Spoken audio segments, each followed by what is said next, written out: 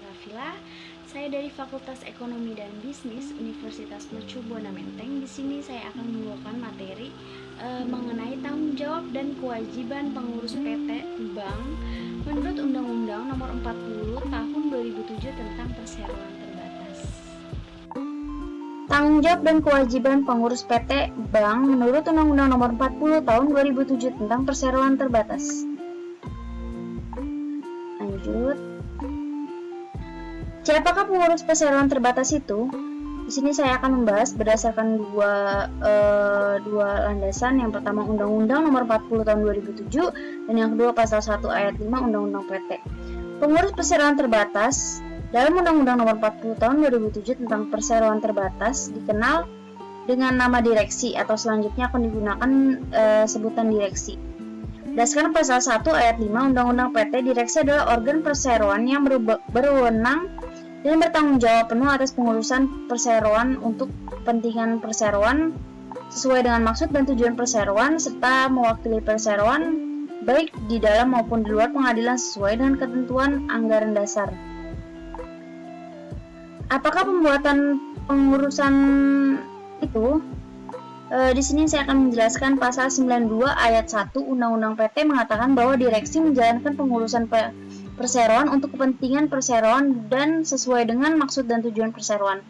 Ketentuan ini merupakan penyempurnaan rumusan Pasal 82 Ayat 1 JO Pasal 85 Ayat 1 Undang-Undang Nomor 1 Tahun 1995 tentang PT menurut Pasal 92 Ayat 1 JO Pasal 1 Ayat 5 Undang-Undang PT dapat diketahui bahwa tugas, wewenang, dan tanggung jawab direksi adalah mengurus perseroan, antara lain pengurusan sehari-hari perseroan. Kata pengurusan sehari-hari perseroan ini sejalan dengan pandangan para ahli di bidang hukum bisnis yang mengatakan bahwa yang dimaksud dalam perbuatan pengurusan atau dalam bahasa Belanda disebut dengan istilah beheer van daden adalah tiap-tiap perbuatan yang perlu atau termasuk golongan perbuatan yang biasa dilakukan untuk mengurus dan memelihara perserikatan perdata. Demikian tentunya tidak berbeda jika bentuk perusahaan tersebut adalah PT. UU PT yang baru juga terdapat rumusan Beschikking Daden Pasal 102 Ayat 1. Yang pertama mengalihkan kekayaan perseroan atau yang kedua menjadikan jaminan utang kekayaan perseroan yang merupakan lebih dari 50% jumlah kekayaan bersih perseroan dalam satu transaksi atau lebih baik yang berkaitan satu sama lain. Untuk kepentingan siapa pengurusan itu? Undang-undang di dalam Pasal 1 Ayat 5 hanya menyebutkan untuk kepentingan perseroan. Jadi dengan pendekatan legalistik pembuatan pengurusan, direksi itu hanya ditujukan untuk kepentingan perseroan. Next, tanggung jawab dan kewajiban pengurusan PT.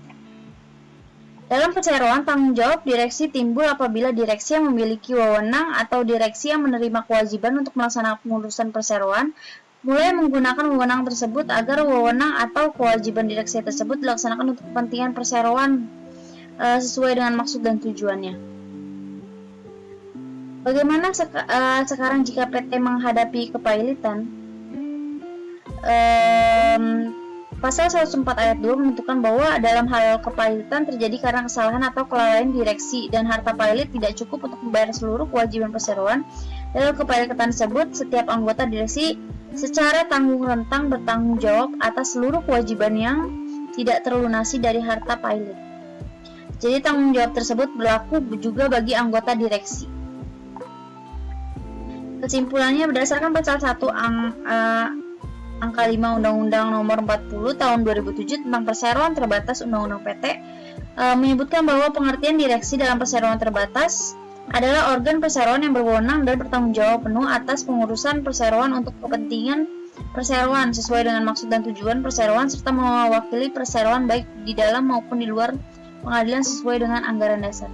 Sekian presentasi dari saya. Wassalamualaikum warahmatullahi wabarakatuh.